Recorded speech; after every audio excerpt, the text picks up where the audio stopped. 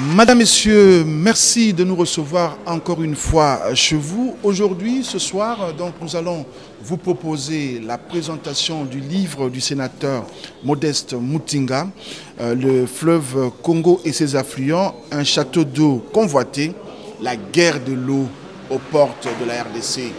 Les grandes idées, les grandes réflexions destinées à l'élite et ayant une influence réelle sur la population congolaise, c'est ici sur Télé 7, à travers ces séries de conférences, débats que nous organisons pour l'éclairage de notre religion, de la religion de tout un peuple tourné vers son développement, déterminé à dompter la nature et déterminé également à protéger ce que Dieu a mis à sa disposition. Modeste Mutinga a donc réfléchi sur l'eau, d'autant plus qu'aujourd'hui, il se constate de plus en plus que nos richesses, au lieu de nous apporter le bonheur tant attendu, nous apportent plutôt des problèmes. Après les mines, cette fois-ci, le risque est grand que ce soit l'eau qui provoque la guerre en RDC. Sommes-nous prêts? C'est le moment d'y réfléchir et cette grande cérémonie aura lieu aujourd'hui dans les salons Lubumbashi du Grand Hôtel Kinshasa, les Gotha intellectuels de la République démocratique du Congo, de Kinshasa donc. C'est donner rendez-vous ici au salon Lubumbashi du Grand Hôtel Kinshasa.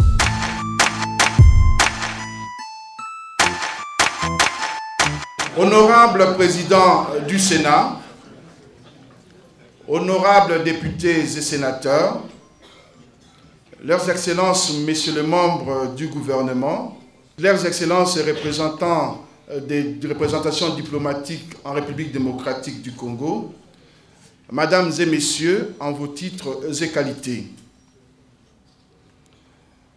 Hasard des calendriers ou volonté délibérée des coïncidences, le baptême du livre « La guerre de l'eau aux portes de la République démocratique du Congo » se tient la veille d'un important sommet sur les changements climatiques à New York, à l'initiative du secrétaire général de l'ONU, Ban Ki-moon. La République démocratique du Congo sera d'ailleurs représentée au plus haut niveau. L'eau sera certainement au cœur des débats. L'eau, une denrée abondante et rare à la fois, particulièrement l'eau douce, propre à la consommation humaine. L'eau, c'est la vie. Un paradis qui en regorge environ 10% de la réserve planétaire a l'obligation de se préparer à toutes les éventualités.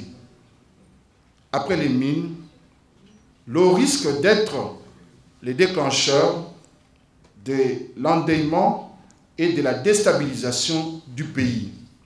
Modeste Mutinga lance donc une réflexion à travers son livre intitulé « Le fleuve Congo et ses affluents, un château d'eau convoité, la guerre de l'eau aux portes de la République démocratique du Congo ».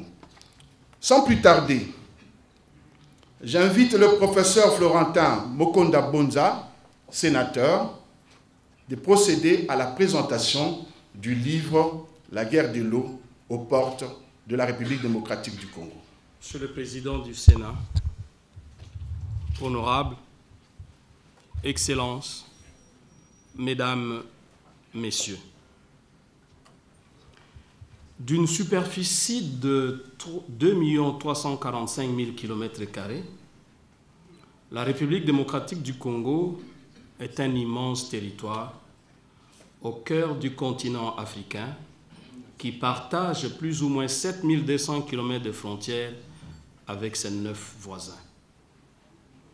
À cheval sur l'équateur, la République démocratique du Congo est dotée d'un réseau hydrographique particulièrement généreux de 39 000 km linéaires comprenant les majestueux fleuves Congo, deuxième en longueur en Afrique, deuxième également en débit dans le monde. De nombreux affluents, dont les plus remarquables sont l'Ubangi au nord et le Kasaï au sud, une multitude de rivières imposantes et de grands lacs. La position géographique du Congo lui confère une place de premier choix dans la dotation en ressources en eau douce, dont les réserves quasiment pharaonique représente 60% au niveau africain et 25% au plan mondial. Une aubaine, certes, mais aussi une source de convoitise et de conflits potentiels. Le bassin du fleuve Congo, le plus important en Afrique, du reste ouvert au commerce international depuis la conférence de Berlin en 1885, couvre une vaste étendue de 3 730 474 km² qui, comme tout le monde le sait, va bien au-delà des frontières nationales. Notre compatriote Modeste Mutinga Mutwichayi, sénateur de son État, journaliste de grande renommée, propriétaire d'une industrie de presse, auteur de La République des inconscients, compte parmi ceux qui sont préoccupés, d'une part, par la lancinante question de ressources en eau douce de plus en plus rares dans le monde, et d'autre part, par des diverses sollicitations de transfert de eaux de la République démocratique du Congo vers le nord et le sud du continent ou vers le Moyen-Orient. Là où les bas blessent, c'est qu'en dépit des menaces à peine voilées de certaines requêtes, la classe politique congolaise, le gouvernement de la République en particulier, à qui incombe la charge de définir et de conduire la politique de la nation, demeure aphone. Le sénateur Mutinga cherche à comprendre et veut inciter l'élite dirigeante congolaise à l'action. Professionnel de médias, il affûte sa technique documentaire, grâce à laquelle il rassemble écrits scientifiques, accords, traités et diverses déclarations. De la cogitation à laquelle il se livre et de l'analyse pointillée de données patiemment accumulées, il en sort un opuscule structuré en 7 chapitres, du reste fortement enrichi par 6 annexes. Honorables Excellences, Mesdames, Mesdemoiselles, Messieurs, permettez-moi de vous faire découvrir cette œuvre, le fleuve Congo et ses affluents, un château d'eau convoité, la guerre de l'eau aux portes de la RDC. Par une petite promenade à travers ces 7 subdivisions. 1.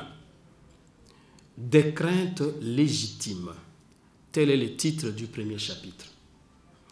Rappelant le cycle de violence dont le pays est victime dans sa partie orientale depuis près de 2 décennies, sur fond de pillage des ressources naturelles, l'auteur aborde la question de l'eau douce, une autre ressource naturelle nationale abondante.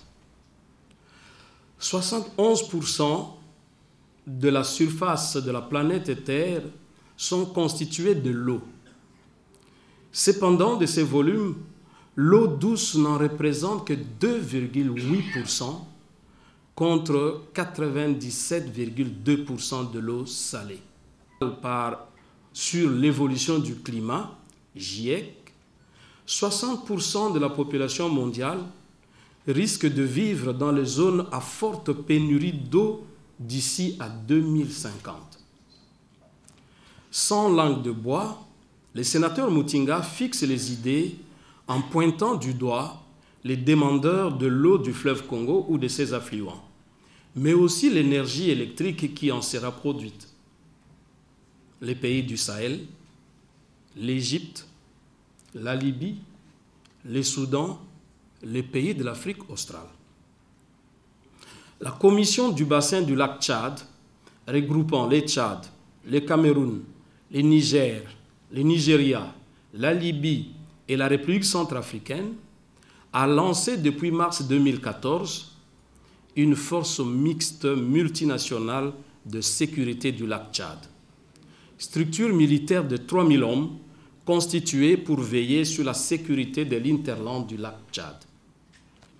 Déjà en avril 2012, 4 chefs d'État réunis en N'Djamena ont décidé d'entamer une étude de faisabilité portant sur le prélèvement de eaux de la rivière Ubangi, affluent du fleuve Congo, que notre pays partage avec la République centrafricaine et la République du Congo. Les dits prélèvements permettraient de renflouer les lacs Tchad. L'auteur constate que malgré la tenue des sommets des chefs d'État, les conférences en Afrique comme en Europe, le bruit de bottes autour du lac Tchad et chez nos voisins centrafricains, Kinshasa demeure attentiste, réservé, voire timoré. Aucune initiative n'est prise. Le gouvernement congolais estime qu'il n'a jamais été saisi. Un bémol toutefois, le gouvernement a institué une commission interministérielle chargée d'élaborer le terme de référence d'une étude globale sur la problématique de transfert des eaux du bassin du fleuve Congo. 2. L'auteur démontre dans son deuxième chapitre que le bassin du Congo constitue un incontestable château d'eau de l'Afrique. Paradoxalement, le flux que le fleuve Congo reçoit de certains de ses importants affluents tels que Ubangi, Kasai, Aruwimi se contracte d'année en année, de 375% pour l'agriculture et de 225% pour l'industrie en 1925 par rapport au niveau de l'an 2000. Or, les données statistiques précises font défaut en République démocratique du Congo. Plus grave, il n'y a pas de système institutionnel de surveillance qualitative et quantitative des ressources en eau. À titre d'illustration, sur les 127 stations qui collectaient des données météorologiques et pluviométriques existant en 1970, il n'y a plus que 20 qu'on retrouve dans les aéroports et non dans les zones de production agricole. Sur le même registre, la régie des voies fluviales ne compte plus que sur 10 stations fonctionnelles de mesurage des fluctuations des niveaux d'eau de surface sur la centaine de l'époque. 3. Dans son troisième chapitre, Guerre de l'eau à travers le monde, le sénateur Mutinga suppute sur les débuts de la guerre et sur sa forme éventuelle. Bataille rangée avec canons et missiles ou missiles, affrontements politiques et diplomatiques, avec notamment procès à l'ONU, autre forme. Il décline l'historique des guerres ou conflits ayant l'eau comme motivation principale. Frédéric Lasserre signale 3 cas. D'abord la Mésopotamie à la haute antiquité. Ensuite l'Asie centrale au XVIIIe siècle. Et enfin Israël avec la guerre des 6 jours en 1967. Pour Frédéric Lasserre, la guerre de l'eau n'a pas encore débuté. Fort de demandes diverses et répétées, de multiples rencontres et conférences sur la question de l'eau dans le monde et surtout de la mise en place d'une force mixte multinationale de sécurité du lac Tchad, certains milieux congolais pensent que la menace de guerre est plus qu'évidente. Comment donc gérer la denrée rare au mieux des intérêts du peuple congolais tout en évitant la guerre? That's the question. L'ONU a identifié plus de 300 conflits potentiels en Afrique, en Asie centrale, au Proche-Orient et dans les pays du Golfe. Afin de parer à toute éventualité, le 6e sommet mondial de l'eau tenu à Marseille en 2012 a décrété l'eau comme un bien de l'humanité.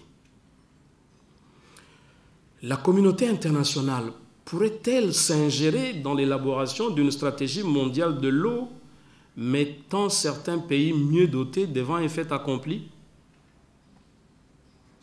Analysons les accords fictifs ou réels de l'EMERA.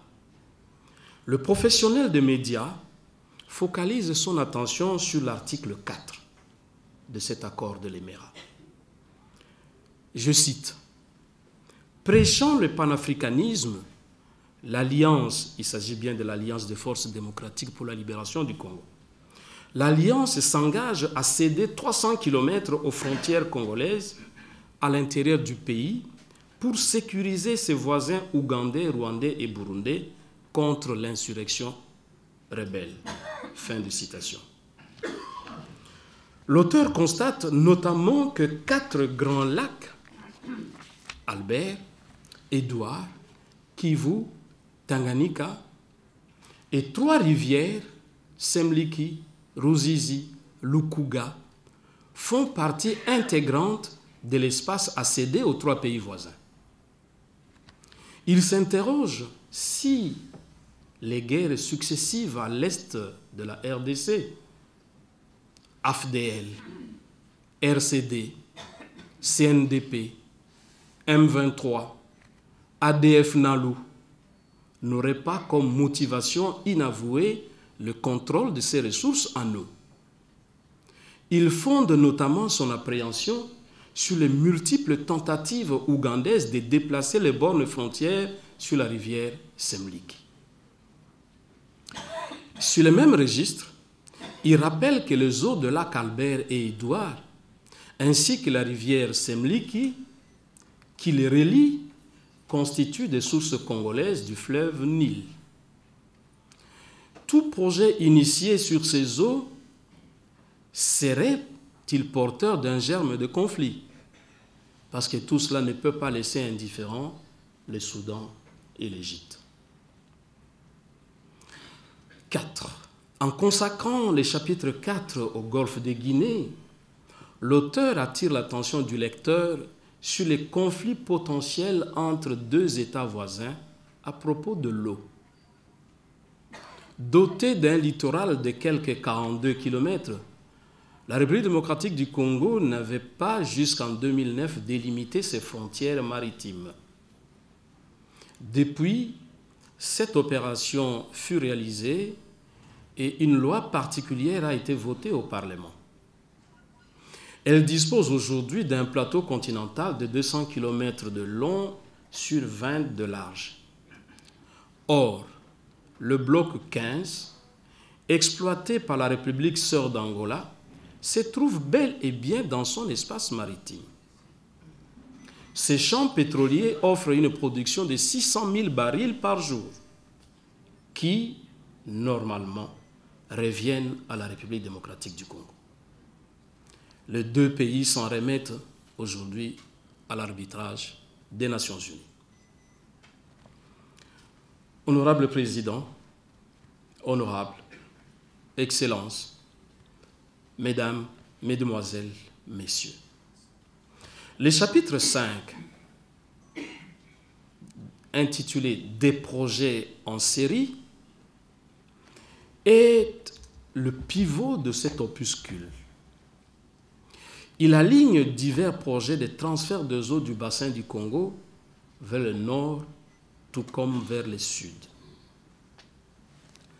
Le lac Tchad représente le plus grand désastre écologique en Afrique, et c'est le premier projet.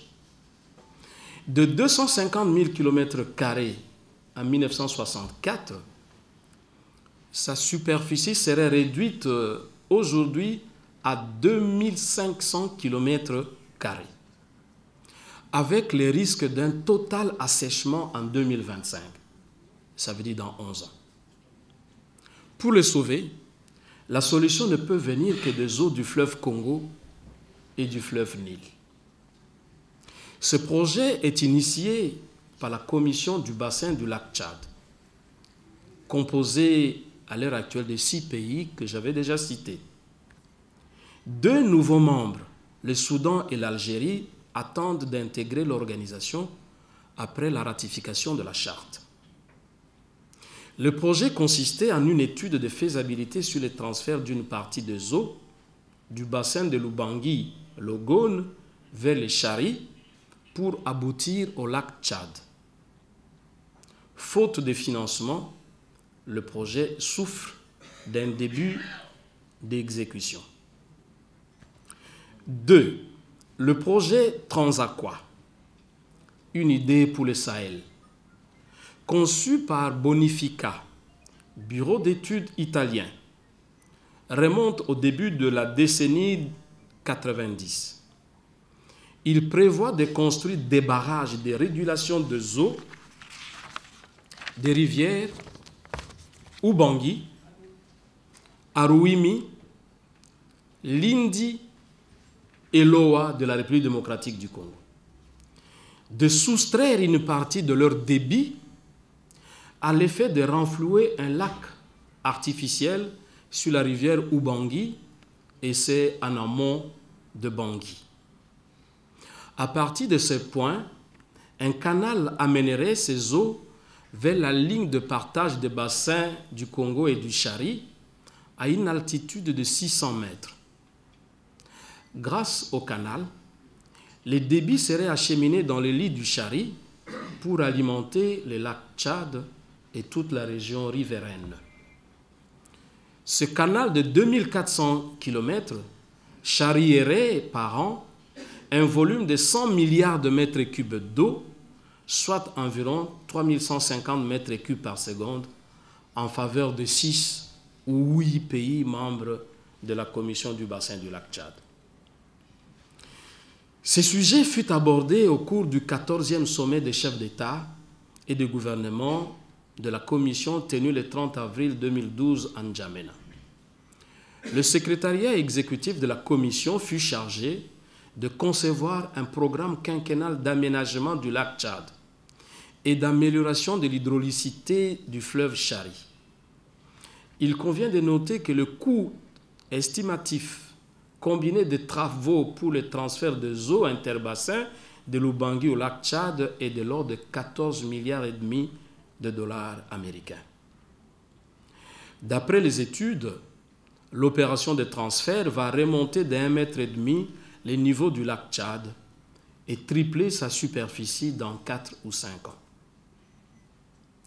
Si les lobbies écologistes conduits par World Wildlife Fund, WWF, est le principal pourfendeur de ces projets, on ne comprend pas toujours le silence, pour ne pas dire l'indifférence de la République démocratique du Congo. Pourtant, observateurs régulièrement invités. Les autorités congolaises sont conscientes du fait que le prélèvement des eaux de l'Ubangi risque d'allonger la période d'étiage et compromettre gravement la navigation. 3. La construction du barrage de la Renaissance en Éthiopie impactera inéluctablement sur le volume d'eau du lac Nasser qui alimente les barrages d'Assouan, lesquels fournissent l'électricité à tous les pays de Pharaon.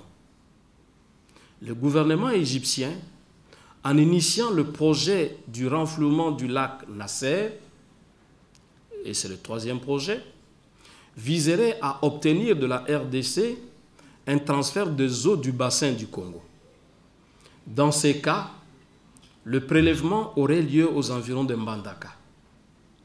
Et le transfert se ferait jusqu'à Assouan par pipeline sur une distance de 2000 km. Le projet aqueduc Congo-Namibie, c'est le 4e, aurait probablement été conçu en 1998. Il concernerait une demande de transfert des eaux du fleuve Congo vers le fleuve Okavango, objet de discorde entre 2 pays voisins de l'Afrique australe, le Botswana et la Namibie. Cette opération serait la contrepartie de l'intervention namibienne en RDC lors du déclenchement de la Seconde Guerre en août 1998. Pour le président Sam Nujoma de la Namibie, le projet viserait à prélever les eaux du fleuve Congo via l'Angola vers les sources du fleuve Okavango sur une distance de 1000 km. les gouvernements allemands, chinois et japonais seraient disposés d'assurer le financement. Notre compatriote Nukaka, hydrogéologue au laboratoire d'aménagement hydraulique de la faculté des sciences agronomiques de l'université de Kinshasa, envisage 2 sites pour un éventuel prélèvement, c'est-à-dire dans le cadre du projet Akedik Congo-Namibie. Un lac, le premier site, c'est un lac situé en aval de la centrale hydroélectrique de Ntseke au Katanga. Et le deuxième site serait l'embouchure du fleuve Congo à Banana. Dans son 6e et avant-dernier chapitre, portant sur les conflits cycliques dans les Grands Lacs, le sénateur Mutinga affirme que la déclaration du président Anwar el-Sadat de 1979 à celle de Boutros Boutros-Ghali en 1988, il y aurait un seul fil conducteur. Le Nil, source probable d'une guerre future. La croissance de la population, son doublement ou son triplement, qui devait entraîner une augmentation de la consommation d'eau à des fins ménagères, agricoles et industrielles, va nécessiter une plus grande offre. Or, la désertification qui s'accélère et le réchauffement de la planète qui se profile à l'horizon ne peuvent que limiter cette offre, notamment au niveau du Nil blanc qui contribue pour 14% au flot total du Nil. Le Nil bleu, imposant par sa contribution de 86%, souffre lui aussi d'un débit irrégulier à cause des fluctuations saisonnières. Toute gestion irrationnelle de l'eau est donc susceptible d'entraîner des conflits dans les chefs de pays riverains. Alors que ces pays riverains avaient créé en 1999 une organisation commune, l'initiative du bassin du Nil, chargée de promouvoir le développement et la coopération nécessaires à la protection de l'écologie du Nil et d'assurer à tous un partage équitable, 5 membres, à savoir l'Éthiopie, le Kenya, l'Ouganda, le Rwanda et le Burundi, ont signé en 2010 un traité qui remet totalement en cause le traité colonial de 1929, amendé en 1959 par l'Égypte et le Soudan. Si, à la faveur du traité amendé en 1959, l'Égypte et le Soudan s'étaient accaparés de 90% du capital hydraulique du Nil, octroyant même un droit de veto au premier, c'est-à-dire à l'Égypte, le nouveau traité de 2010 abolit purement et simplement le droit de veto égyptien et ne détermine aucun quota. Voilà un casus belli. Tout accord conclu par les autorités coloniales au nom du Congo, ex-belge, est censé engager aussi la République démocratique du Congo. Qu'adviendra-t-il si, en toute souveraineté, le gouvernement décidait d'ériger des centrales hydroélectriques sur l'un des cours d'eau qui alimentent le Nil blanc? Ce n'est pas tout. La République démocratique du Congo, membre fondateur de l'initiative du bassin du Nil, tarde encore à signer l'accord cadre. Le sénateur Mutinga pense que sa signature lui conférerait la légitimité nécessaire pour prendre une part active aux discussions avec les autres États voisins en vue de traiter notamment de la question de l'accès équitable à l'eau et de la délimitation des frontières litigieuses au niveau de lac Albert et Édouard ainsi que des rivières Semliki et Ruzizi. Dans les débats inconciliables en matière du 7e et dernier chapitre, l'auteur expose les positions des différents protagonistes. Les défenseurs du projet de transfert des eaux de l'Ubangui au lac Tchad mettent en évidence les avantages escomptés, à savoir l'intégration économique, la coopération et la sécurité régionale, la lutte contre la pauvreté, la création des emplois et la réduction du phénomène migratoire, notamment vers l'Europe. Dans les pays riverains de l'Ubangui, les sénateurs Mutinga rassemblaient divers points de vue sur la problématique du transfert des eaux de l'Ubangui ou du fleuve Congo. La République démocratique du Congo.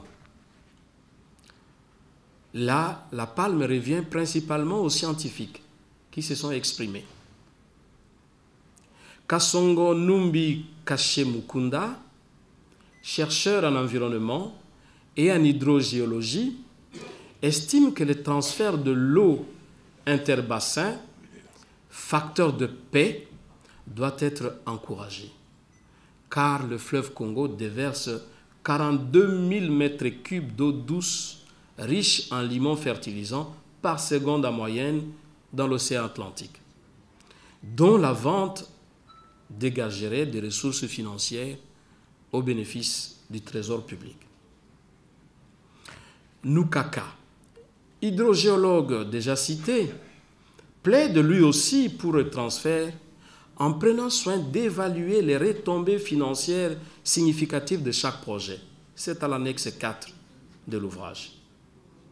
Il insiste néanmoins sur les études d'impact environnementaux et sociétaux. Moussi Bono, hydrogéologue, lui aussi à l'université de Kinshasa, soutient que la République démocratique du Congo peut exporter de l'eau si certains préalables sont réunis. Évaluer les besoins en eau pour les 100 ans à venir. Étudier tous les impacts.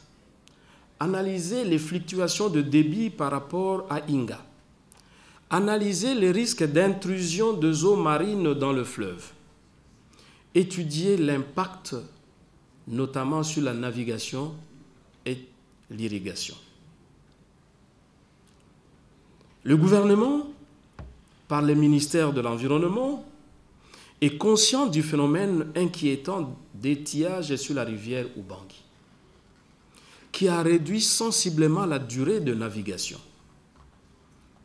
200 jours par an d'arrêt de navigation aujourd'hui, contre 40 en moyenne au cours de la décennie 70.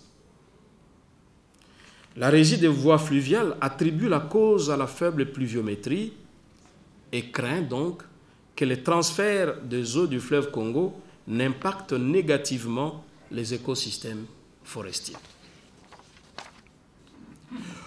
L'auteur pense que ces doutes expliqueraient la position attentiste, voire passive du gouvernement de la République démocratique du Congo, qui, je rappelle, a mis en place une commission interministérielle. Cette commission, je le rappelle, devrait définir les termes de référence de l'étude sur la problématique du transfert des eaux du bassin du Congo, afin d'en déterminer les avantages et les inconvénients. En République centrafricaine, Clément Bout-Mbamba, ancien conseiller en communication du président Kolingba, dans une lettre ouverte adressée aux populations riveraines de l'Ubangui, donc RDC, Congo-Brazza et République centrafricaine, exige quant à lui un référendum régional au terme de l'étude de faisabilité commanditée par la commission du bassin du lac Tchad. Donc pour lui, même si l'étude de faisabilité est terminée, il faut consulter le peuple de ces trois pays. Le secrétaire exécutif de la Commission des forêts d'Afrique centrale, COMIFAC, qui regroupe les 10 pays de l'Afrique centrale, soutient également la thèse d'une consultation populaire. La décision souveraine des pays riverains de l'Ubangi de procéder au transfert doit être conditionnée à de conclusions probantes des études techniques rassurantes sur l'avenir des populations concernées. Honorable Président, Honorables, Excellences, Mesdames, Mesdemoiselles, Messieurs. En conclusion, le sénateur Mutinga croit mordicus que la réserve apparente du gouvernement de la RDC, victime elle aussi du réchauffement de la planète, s'expliquerait par le fait que la destruction des écosystèmes forestiers du bassin du Congo aurait des répercussions évidentes et fâcheuses sur toute la planète Terre. En outre, si la RDC doit se montrer solidaire à l'égard des populations riveraines du lac Tchad et ou de l'Égypte, pourquoi n'aurait-elle pas les mêmes dispositions d'esprit vis-à-vis de celles de l'Afrique australe? Ne plus attendre de nouvelles études. Telle est la sentence prononcée par Romano Prodi, ancien président du Conseil italien et envoyé spécial de l'ONU pour le Sahel en 2012-2013. La sentence apparue dans Le Monde diplomatique de juillet 2014. Donc, ne plus attendre de nouvelles études. La cause est entendue. La commission du bassin du lac Tchad n'a plus à s'encombrer de nouvelles études. Il suffit de passer à l'acte suivant, celui de la construction des infrastructures en vue du prélèvement des eaux de l'Ubangi. Que deviennent alors la République démocratique du Congo et le peuple congolais? Allons-nous adhérer à cette thèse? Pourtant, pour le gouvernement et pour les scientifiques congolais, les études d'impact environnementaux et sociétaux doivent subordonner toute décision politique. D'ailleurs, l'opinion nationale et internationale doit savoir qu'une proposition de loi relative à la gestion de ressources en eau, actuellement en cours d'examen au Parlement, dispose en son article 45 ce qui suit. Je cite: « Le transfert d'eau douce en dehors du territoire national vers les territoires d'un autre État ou par voie maritime est soumis à l'accord préalable du peuple congolais consulté par voie de référendum conformément à la Constitution. » Fin de citation. Honorable Président, Honorables, Excellences, Mesdames, Mesdemoiselles, Messieurs, voilà la quintessence de l'œuvre que le sénateur Modeste Mutinga Mutui Chai propose à l'opinion nationale et internationale. Cette œuvre, qui se veut perfectible, a pourtant le mérite de lancer les débats sur une question aussi vitale que stratégique. Le peuple congolais ne peut prendre une décision aussi grave sans s'entourer de précautions élémentaires. Si à travers ses représentants et la société civile, le peuple congolais doit redoubler de vigilance, le gouvernement doit redoubler, doit se montrer engagé et déterminé à assurer aux citoyens congolais les droits sociaux et économiques leur garantis par la Constitution, parmi lesquels on peut aligner le droit d'accès à l'eau potable, à l'énergie électrique, à la santé, à la sécurité alimentaire, à la paix, à la sécurité intérieure et extérieure, à un environnement sain et propice à leur épanouissement intégral. Sans eau, il n'y a pas de vie. Aussi, la question de l'eau en République démocratique du Congo, au regard des recommandations des scientifiques, doit être examinée et traitée avec célérité, circonspection, rationalité, patriotisme, responsabilité et en parfaite harmonie avec les lois en vigueur dans le pays, mais aussi les exigences de la solidarité internationale. Je vous remercie pour votre aimable attention.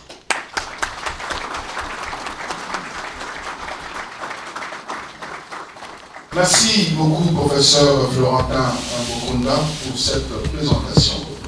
Nous passons la parole au professeur Flore Moussendou Flungu, également sénateur, pour son témoignage. Merci bien, monsieur le modérateur, et merci pour cette élévation académique que j'attends encore. Que dire d'autre? Après une présentation on ne peut plus claire de mon collègue sénateur, mais j'aimerais juste vous dire qu'en lisant Modeste, une pensée m'est revenue en tête. Je suis remonté dans le temps. Et je suis remonté en 1953. Et en 1953, où un autre écrivain a dessiné, a écrit un livre que nous avons tous lu sur moi.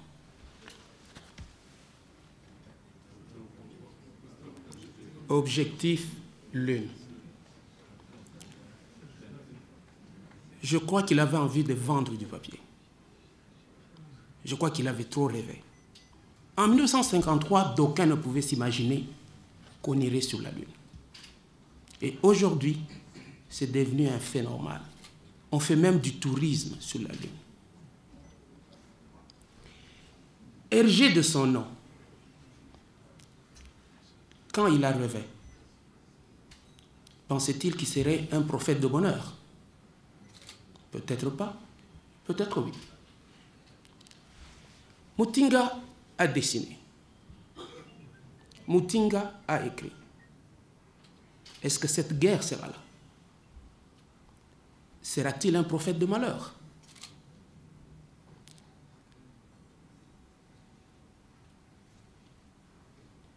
Je vais prendre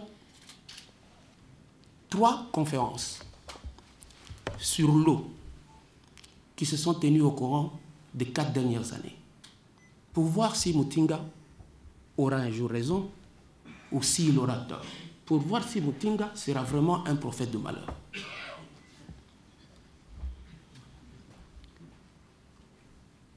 Le réseau des parlementaires de la Comifac se retrouve en session à Bata, en Guinée équatoriale. Voilà de cela 4 ans. Et lors de la déclaration finale, les parlementaires s'arrangent pour que la délégation de la République démocratique du Congo soit conviée à une réunion avec le ministre de l'eau de Guinée équatoriale. Mais dans l'entretemps, il est introduit dans les résolutions finales une petite phrase où les parlementaires s'engagent à convaincre leurs gouvernements respectifs pour mettre en œuvre la décision du transfert des eaux de l'Ubangi vers le lac Tchad. Heureusement que la délégation congolaise a exigé une lecture préalable à la signature et ça fait un conflit terrible sur la déclaration finale qui finalement n'a jamais été lue. Et la délégation est dans le couloir. La RDC, pays francophone, le plus grand pays francophone du monde, dit-on. Et la délégation tchadienne, ainsi que celle camerounaise, se concertent dans le couloir en langue anglaise, espérant que les Congolais ne comprennent pas l'anglais. Et ils disent sans embâche, whatever they do, we're going to get that water. qu'ils fassent ce qu'ils veulent, on aura cette eau, quel qu'en soit le prix. Mais dans la présentation que nous venons d'avoir, plusieurs fois on est revenu sur le sommet de la CBLT, la Commission du bassin du lac Tchad. Mais quelle coïncidence qu'à l'issue de ce sommet, les chefs d'État et de gouvernement s'accordent sur les grandes décisions suivantes. Adoption d'une charte de l'eau du bassin du lac Tchad et d'un plan d'investissement quinquennal, transfert des eaux de l'Ubangi vers le lac Tchad, paiement des contributions et apurement des arriérés. Et ce qui est mieux, le dernier accord, c'est redynamisation de la force mixte multinationale de sécurité dans le lac Tchad. Qu'est-ce que cette force de sécurité vient faire dans une décision sur l'eau? Était-il nécessaire d'en débattre le même jour? Est-ce vraiment une coïncidence? Et surtout que par-dessus le marché, cette force est mise en place et que son cantonnement s'est fait en République centrafricaine, juste en face de l'Ubangi. Est-ce une vraie coïncidence? Je crois qu'on peut se poser des questions là-dessus. Et plusieurs chercheurs pensent qu'on peut céder de l'eau à ce bassin. Mais on oublie qu'il y a le bassin du Nil qui veut aussi de l'eau. Qu'en est-il au juste? Vous voyez régulièrement ce qui se passe quand on vous donne l'itinéraire. Vous avez une ceinture verte au milieu de l'Afrique et puis un beau gris au-dessus, un beau gris en bas. Ce n'est pas une image, c'est la vérité de la présence de l'eau. Quelle est la réalité de la disponibilité en eau? En bleu, nous avons la disponibilité en eau des années 2002. Et le bleu montre une grande sécurité d'eau. Et nous pouvons voir la zone qui était en sécurité d'eau. Au fur et à mesure qu'on quitte cette zone du bassin du Congo, on trouve suffisamment d'eau dans les deux aires. Et plus loin, nous commençons à voir des contraintes en disponibilité d'eau. Et beaucoup plus loin, vers le sud et vers le nord, nous avons une absence quasi réelle d'eau. Et les projections pour 2025 nous montrent la situation suivante. Au centre, donc, dans le bassin du Congo, nous aurons suffisamment d'eau. Mais immédiatement après, au-dessus, c'est vraiment des grandes contraintes en disponibilité d'eau. Et vous pouvez vous rendre compte de l'extrémité nord, où il y aura quasiment une absence terrible en eau. Mais regardez un peu le fameux bassin du Congo, qui apparemment va rester en sécurité en eau. Il est vraiment bien nanti dans un réseau de rivières et fleuves, mais ce bassin, qui est constitué de tous ces pays, est pris quasi totalement par la RDC à 62%. Donc finalement, tout mouvement d'eau, tout besoin d'eau extérieure finirait par tomber sur la République démocratique du Congo.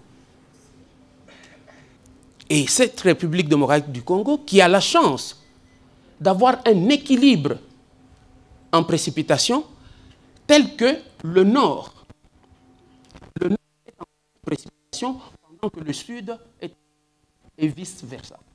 Ce qui fait que le débit complet du fleuve Congo semble être stationnaire tout le long de l'année. Vous avez le total du fleuve, vous avez le Kasaï et vous avez l'Ubangi. Donc les deux circulent au cours de l'année en alimentant alternativement le fleuve Congo, et le fleuve Congo semble être en constant débit. Mais faisons gaffe. Et là, je reviens à ceux qui pensent que pour éviter la guerre dont Modeste nous parle, qu'il faut céder de l'eau. Mais prenons juste le cas de la navigation sur l'Ubangi. Regardez comment les crues ont fortement baissé. la moyenne a aussi baissé au courant des années 1936 à 2004. Donc, à la limite, cet Ubangui qui avait tout simplement 4 jours de manque de navigabilité par an vers les années 30 à 70, aujourd'hui, l'Ubangui a 200 jours de non-navigabilité, ce qui est énorme. Qu'est-ce qui nous attend demain? Et toujours en matière de conférence, à la conférence des pays de la zone orientale du globe, ceux-ci se sont mis d'accord sur la pénurie accrue de la ressource en eau, sur l'épuisement des réserves naturelles jadis en exploitation, et sur une croissance démographique menaçante pour la disponibilité de l'eau courante et la réduction des possibilités de renouveler les eaux usagées.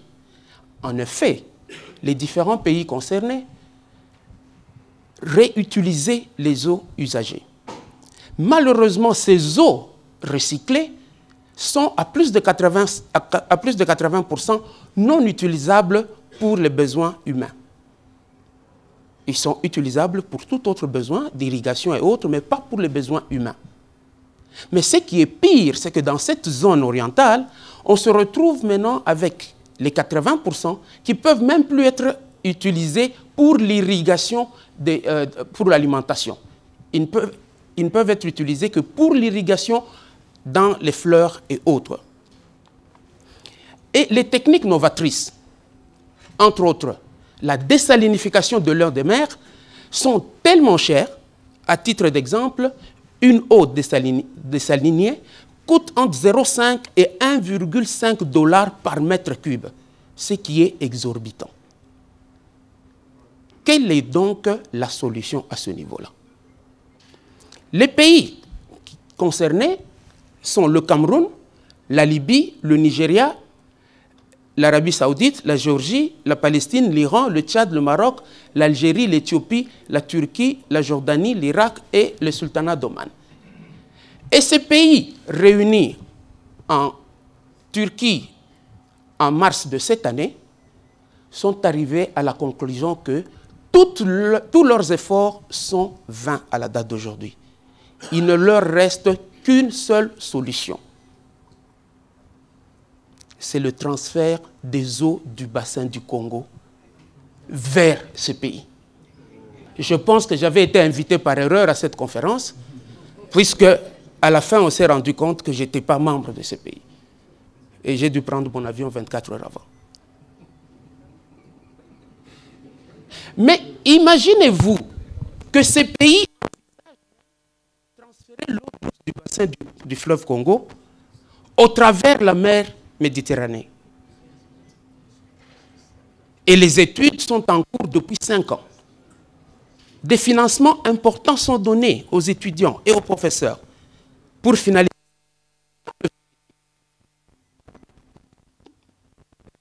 le pipeline dans l'océan Méditerranée. Il ferait quoi? Mais il y a des idées aussi folles que Objectif Lune. On pense même transférer l'eau sous forme de glaçons au travers de la Méditerranée. Et ils estiment que c'est faisable. Les études ont été faites au travers les grandes universités du monde. Mais au niveau de ces pays, le problème semble se présenter. Mais vers nous, qui avons le potentiel, l'inévitable va se produire. Ils disent ceci.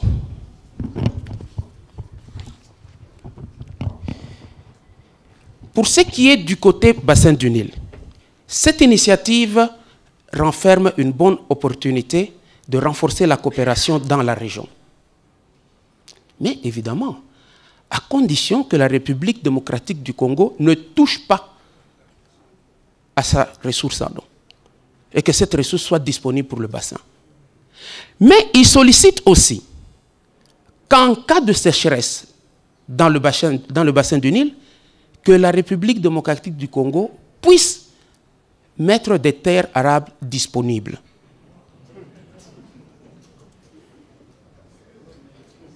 Est-ce que on peut remettre Moutinga dans le camp de Hergé, ou dans le camp de celui qui est arrivé sans espoir d'avoir des résultats? Rien qu'à voir les pays qui sont en face de nous, je crois qu'il n'y a pas de ça. Si ça devait éclater, je crois que ça ne va pas traîner.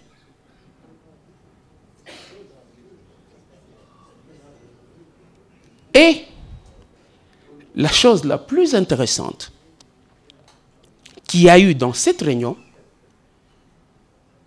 est qu'au fait, on a suffisamment fait d'études et je crois qu'on l'a dit, passons maintenant à l'action. On doit passer maintenant à l'action. Il est temps. Mais comment allons-nous alimenter tous ces pays à partir de la République démocratique du Congo? C'est là que la problématique, non seulement du lac Tchad, mais surtout la problématique du Nil, du bassin du Nil, devient critique. Tous ces pays insistent que la République démocratique du Congo alimente le bassin du lac Tchad ainsi que le bassin du Nil en même temps. De sorte à ce que ces deux bassins aient suffisamment d'eau pour qu'eux puissent ponctionner de l'eau de ces deux bassins. De toute façon, nous avons suffisamment d'eau. Nous rejetons beaucoup d'eau dans l'océan. Nous pouvons leur en donner. Mais attention, et notre forêt de mangrove, qu'est-ce qu'on en fait? Qu'est-ce que nous en faisons, notre forêt de mangrove? Là d'où viennent la plus grande quantité de tortues marines de cette planète.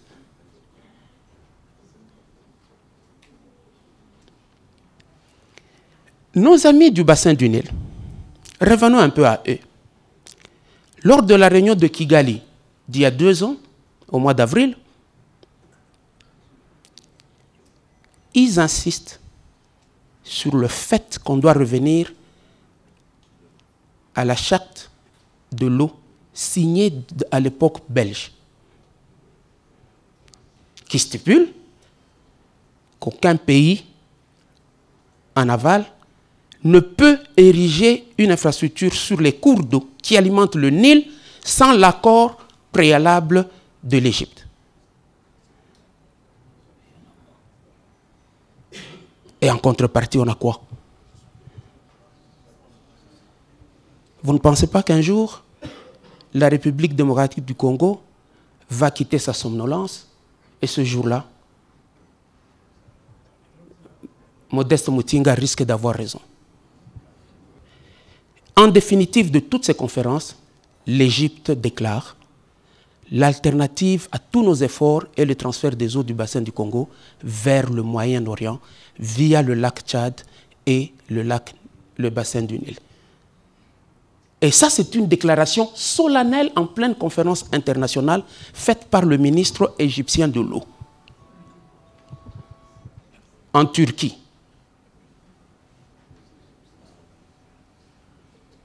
J'ai peur que Moutinga puisse avoir raison. Mais cette guerre, allons-y, cette guerre, elle peut avoir plusieurs formes. La République démocratique du Congo devrait se préparer à accepter des réfugiés climatiques. C'est une autre forme de guerre. Mais oui, n'ont-ils pas commencé? Ils ont commencé.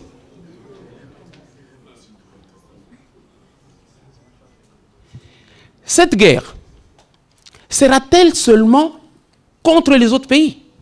Est-ce les autres pays seulement qui vont nous attaquer? Non. Elle peut être interne au pays. Elle peut venir sous forme d'une guerre civile. Pour favoriser peut-être justement l'accès à l'eau. Mais elle peut être aussi une guerre civile interne suite à la contestation des options prises. Il y a déjà une première contestation à l'intérieur du pays. L'université de Kinshasa a fait une étude et a déclaré qu'on pouvait transférer les eaux de la République du Congo vers le lac Tchad, non, vers le bassin du Nil, sorry. Mais que ces eaux, il fallait les prendre à 52 km de Kolwezi, dans le lac de retenue du barrage de Nseke. Il m'a dit immédiatement, l'université de Kolwezi a réagi, pas question. Allez voir à Kinshasa, il y a de l'eau.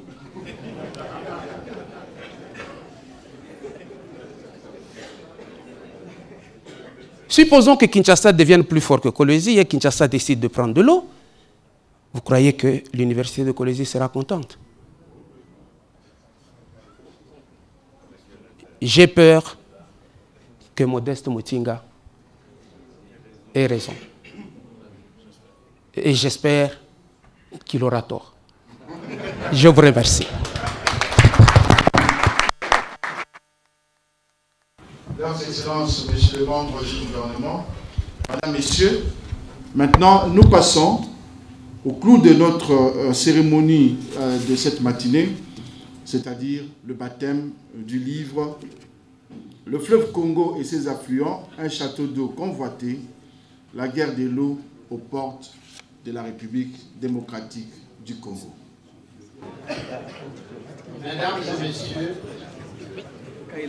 après avoir écouté l'exposé du sénateur Mokonda, après avoir également écouté les témoignages du sénateur Flou, pour baptiser ce livre, je voudrais aussi témoigner. Nous sommes en face d'une véritable guerre de l'eau. J'ai assisté à certaines conférences internationales.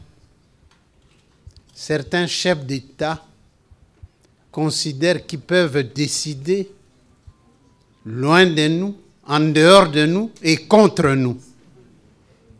Si nous ne faisons pas attention, un jour, nous n'aurons plus d'eau pour nous-mêmes, pour nos familles, pour notre pays. Hier, l'honorable Modeste Mutinga a parlé de la République des inconscients. Il ne nous a pas surpris. Aujourd'hui, il nous donne le témoignage poignant de la guerre de l'eau. Et nous donnons l'impression que ça ne nous intéresse pas encore. Prenons conscience que notre pays est riche en ce qui concerne l'écosystème. Et cet écosystème ne garantit pas seulement la vie à la République démocratique du Congo, mais au monde entier. Pour cela, c'est avec plaisir que je baptise ce livre. Et j'espère qu'il n'y aura pas de guerre de l'eau.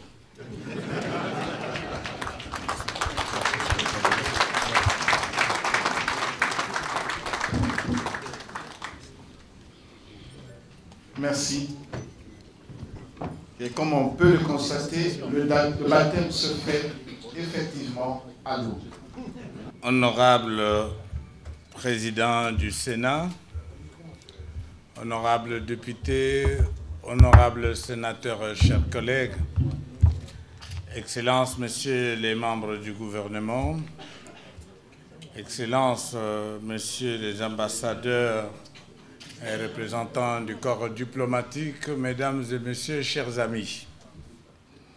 Le premier sentiment qui m'habite en ce moment est celui de vous remercier tous et chacun pour cette marque de sympathie que vous m'avez témoignée par votre assistance nombreuse à cette séance de baptême. Ma pensée va particulièrement à l'honorable président du Sénat pour l'honneur qu'il a daigné me faire en acceptant une fois de plus de parrainer la cérémonie de ce jour.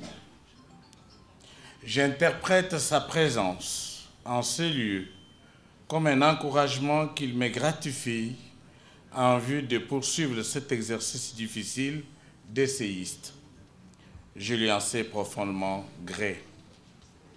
Comment ne pas remercier le professeur Florentin Mokonda qui a généreusement accepté de présenter ce modeste ouvrage avec des mots qui me sont allés droit au cœur. Dans cet élan de gratitude, j'associe également le sénateur Flore Moussendou pour son brillant témoignage d'expert en matière d'environnement.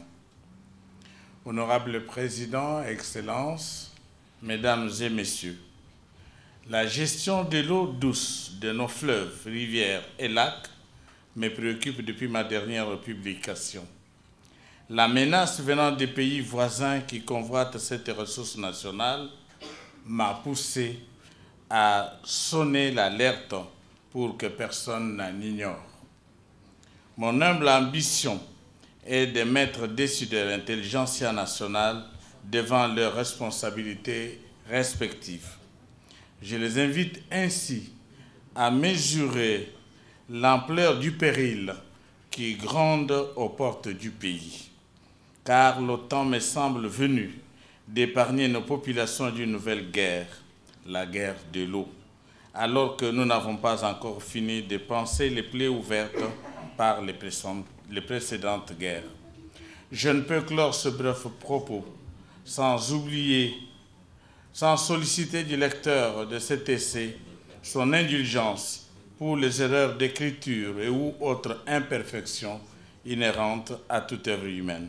Au contraire, je serais ravi de recevoir de lui les éventuelles remarques et suggestions qu'il souhaiterait m'adresser quant à ceux.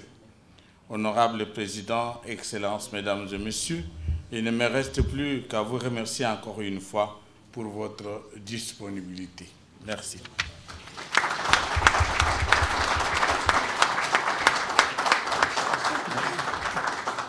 C'en est donc fini pour cette matinée à l'occasion de la présentation du baptême plutôt, je voulais dire, du livre Le fleuve Congo et ses affluents, un château d'eau convoité, la guerre de l'eau aux portes de la République démocratique du Congo.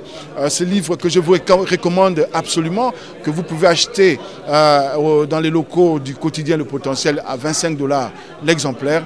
Un livre à lire absolument. Le débat est lancé, c'est un débat destiné à l'élite, un débat destiné à l'élite, une élite qui va se mettre à expliquer à la population les tenants et les aboutissants d'un éventuel transfert des eaux des fleuves du bassin du Congo vers le bassin du lac Tchad ou encore les bassins du fleuve Nil. Intéressant réflexion donc à opérer par les élites de la RDC ainsi que leur population. Des joutes sont également attendues avec les autres pays concernés par les eaux du bassin du Congo. L'eau c'est la vie, la guerre de l'eau, si elle aura lieu, elle sera certainement impitoyable. Il faut déjà se préparer. Merci de nous avoir suivis et à la prochaine.